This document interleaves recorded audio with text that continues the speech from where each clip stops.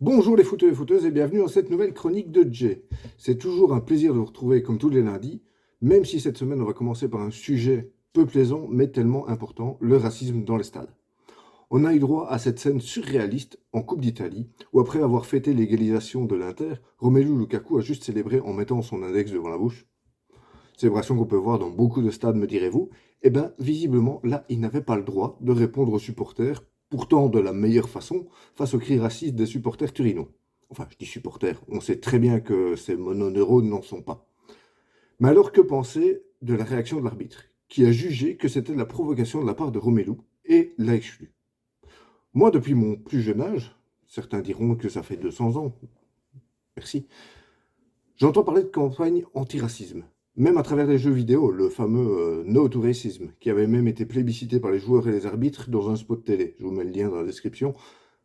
Et là, la même semaine, en MLS, son ex-coéquipier en équipe nationale, Dante Vanzer, fait arrêter un match pendant 20 minutes pour avoir tenu des propos racistes envers un joueur de l'équipe adverse.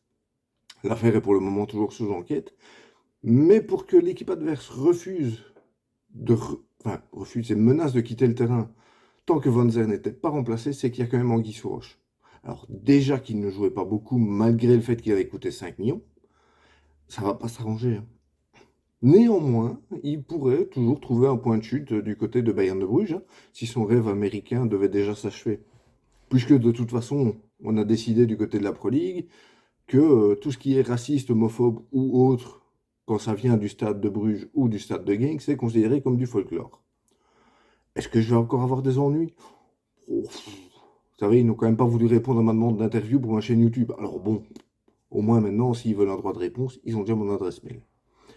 En parlant de la Pro League, le championnat régulier arrive à son terme puisqu'il ne reste que 2 journées avant les places en play-off.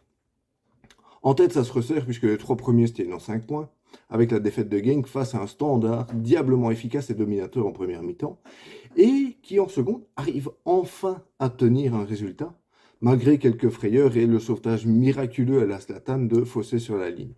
Au passage, Marlon, si tu nous écoutes, je t'aime. C'est typiquement le genre de joueur qui fait que j'adore le foot. C'est pas le plus fort, c'est pas le plus doué, même s'il a fait des progrès défensivement, mais il compense par de l'envie et un grain de folie qu'on ne peut qu'aimer.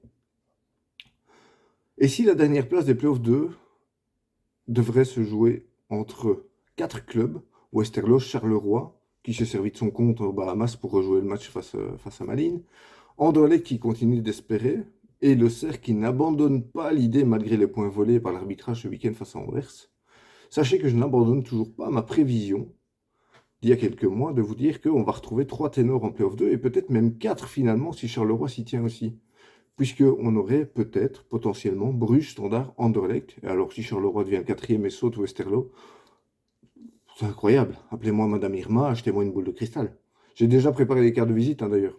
Jay, amuseur, pronostiqueur, créateur d'avenir, hypnotiseur, marabout, hein. Avec un peu de travail, je peux même essayer de faire revenir l'être aimé, tiens.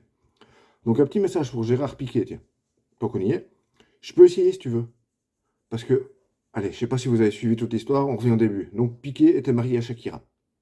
Il l'a trompée avec Clara Chia Marti. Et selon la dernière rumeur, Clara Chia aurait trompé le joueur avec Pep Guardiola, l'entraîneur de Manchester City, mais qui est aussi l'ancien entraîneur de Gérard à Barcelone. Ouais, vous me direz, c'est du pain béni pour Shakira, hein. Déjà qu'elle a sorti quelques paroles au sujet de son ancien mari, telles que t'as changé ta Ferrari pour une Twingo ou t'as changé ta Rolex pour une Casio. Ah bah là, elle est en train d'écrire une nouvelle chanson qui s'appelle Che.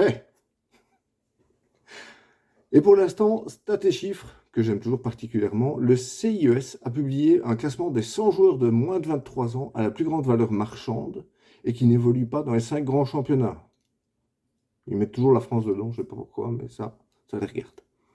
Et sans surprise, dans le top 10, c'est le Portugal et les Pays-Bas qui sont le mieux représentés puisqu'ils placent respectivement 3 et 5 joueurs parmi les meilleurs. La valeur de leurs écoles de jeunes ne sont plus à démontrer depuis le nombre d'années où ils sortent les pépites qu'ils ont.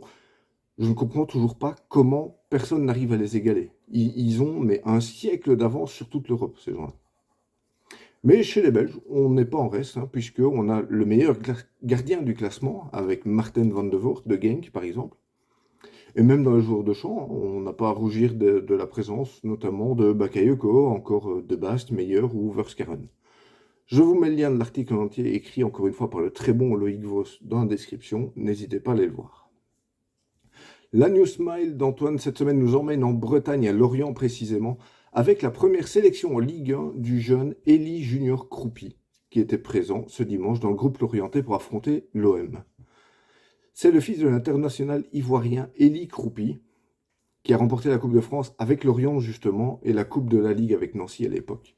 L'attaquant, Élie Junior, qui n'a pas encore 17 ans, mais a déjà joué plusieurs matchs officiels en National 2 à partir de ses 15 ans. Il a joué aussi en équipe de France U16, en équipe de France U17 avec des stats fameuses. Hein. En U16, c'est 9 buts en 9 matchs. En U17, c'est 6 buts en 9 matchs. Il est considéré comme le plus grand talent des Merlus, après Enzo Lefebvre. L'occasion aussi de vous présenter un attaquant brésilien qui explose les compteurs en D2 portugaise, André Clovis.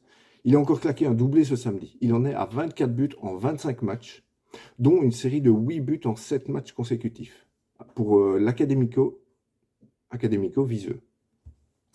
À 25 ans, c'est un attaquant puissant, maîtrisant parfaitement son bagage physique, capable de marquer dans n'importe quelle position. Un vrai buteur de métier. Pour donner une moyenne, il a un but tous les 2,6 matchs sur toute sa carrière, ce qui n'est pas rien. C'est un gabarit solide, pas le plus rapide, mais très bonne protection de balle qui peut aider dans le jeu aussi. Un profil un peu, pour vous situer dans le championnat belge, à la Lucas Nmecha, mais un peu plus buteur et un peu plus attaquant de pointe. Il est estimé à 600 000 € pour le moment. Il va rentrer à Estoril en fin de saison, mais son contrat se termine en 2024.